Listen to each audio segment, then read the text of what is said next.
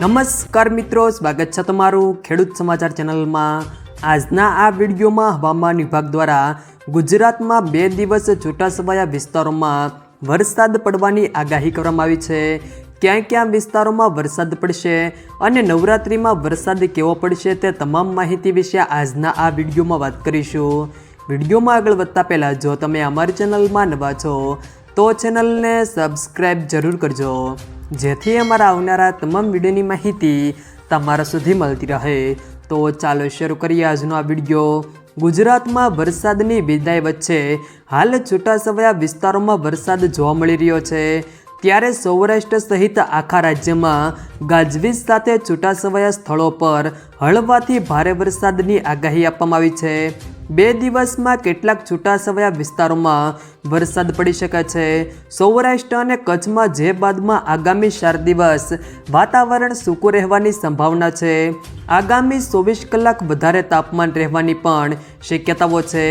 આ સાથે નવરાત્રિમાં વરસાદ અંગે કહેતા તેમણે જણાવ્યું હતું કે નવરાત્રિના દિવસોમાં વરસાદ ઓછો રહેવાની સંભાવના છે। હવામાન વિભાગે આપેલી માહિતી પ્રમાણે છૂટાછવાયા સ્થળોએ ગાજવીજ સાથે હળવાથી મધ્યમ વરસાદની આગાહી કરી છે। હવામાન જાણકાર અંબાલાલ પટેલે વરસાદને લઈને મોટી આગાહી કરી છે। તેમના જણાવ્યા અનુસાર રાજ્યમાં હજી પણ વરસાદની આગાહી છે। 8 થી 10 ઓક્ટોબર દરમિયાન આ વરસાદ વરસી શકે તેવી આગાહી કરવામાં આવી છે। સૌરાષ્ટ્ર અને મધ્ય ગુજરાતના અમુક ભાગોમાં ભારે વરસાદ પડી શકે છે। 10 થી 14 ઓક્ટોબર દરમિયાન વરસાદી સિસ્ટમ બની શકે છે। વરસાદી સિસ્ટમ ચક્રવાતનું સ્વરૂપ પણ ધારણ કરી શકે છે, સાથે સાયક્લોન ચક્રવાતમાં રૂપાંતર થઈ શકે છે। સાથે સાથે આ ચક્રવાતની સૌથી મોટી અસર સૌરાષ્ટ્ર વિસ્તારમાં જોવા મળશે। પહેલા નોરતે રાજ્યમાં હળવા વરસાદની આગાહી કરાઈ છે। બીજા નોરતેથી ચોથા નોરતા સુધી રાજ્યમાં ઉઘાડ નીકળશે।